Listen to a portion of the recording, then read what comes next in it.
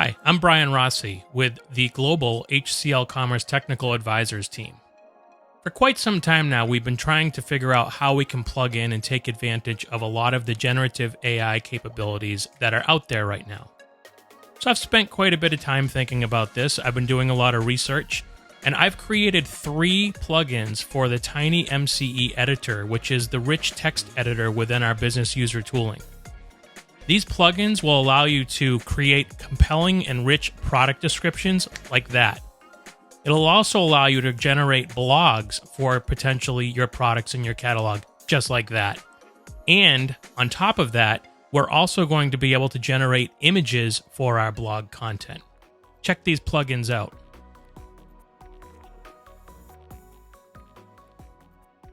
So here we are on the Ruby storefront, and I've added a new category called Outdoors, and I have a furniture subcategory. And you'll see that I have a single product here, the Riverview Adirondack chair in red.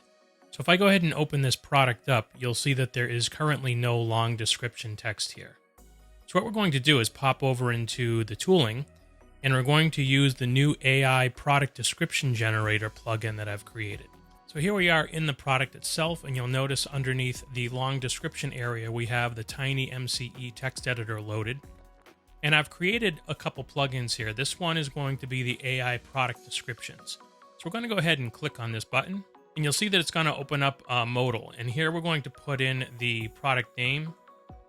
So Riverview Adirondack chair. And then keyword highlights, we're going to put in some keywords that we want to use to help generate a better product description. So I already have a bunch of those that I've put in here: waterfall front, contoured seat, UV resistant, marine grade, assembly required, etc. Then I'm going to go ahead and click the generate button. And what this is going to do is it's going to go out to the ChatGPT APIs and actually generate us a product description. So you can see here in the generated description box the description that it's created. And you'll see that it's fairly lengthy. So you can either choose to keep this and say insert, or you could click regenerate. So let's click regenerate, and it will create us a whole new product description. Okay, so our new product description has been created. So we're just going to go ahead and say insert. And you'll see that we have our entire product description here.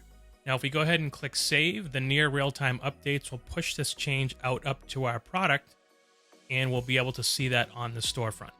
Okay, so let's come back over to our product page, and you'll see there's no description here, so we'll reload the page, and we'll see that our new product description has been loaded. Now, obviously, you would want to go through and make sure that the information that's included in this description is accurate, but what this does is help streamline the process of having to sit there and try to come up with all of the content on your own.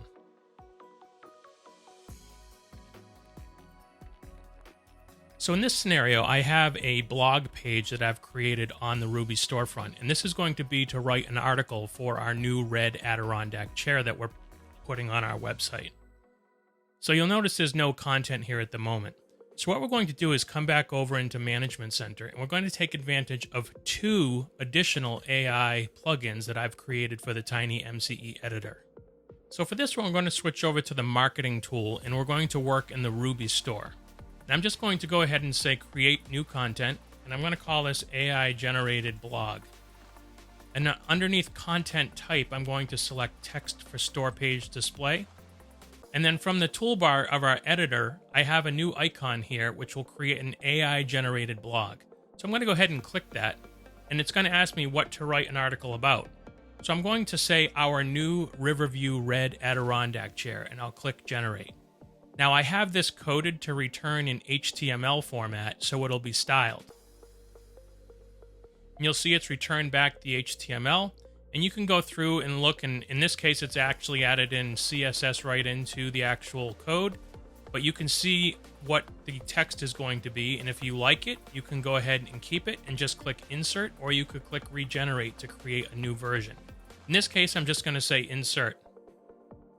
You'll see that we have our blog article, and it has all kinds of styled text. It even has sections and key features, and it's included bullets and everything. Now, the only thing that this is missing that I want to have in here is actually an image of a red Adirondack chair. So for that, I'm going to demonstrate the last AI plugin that I've created to generate our image for us. So what I want to do is I want to actually put the image right before this text actually starts to display. So I'm going to put the cursor there, and I'm going to click on this image icon to generate an image. Then it's going to ask us for a detailed prompt to generate our image with.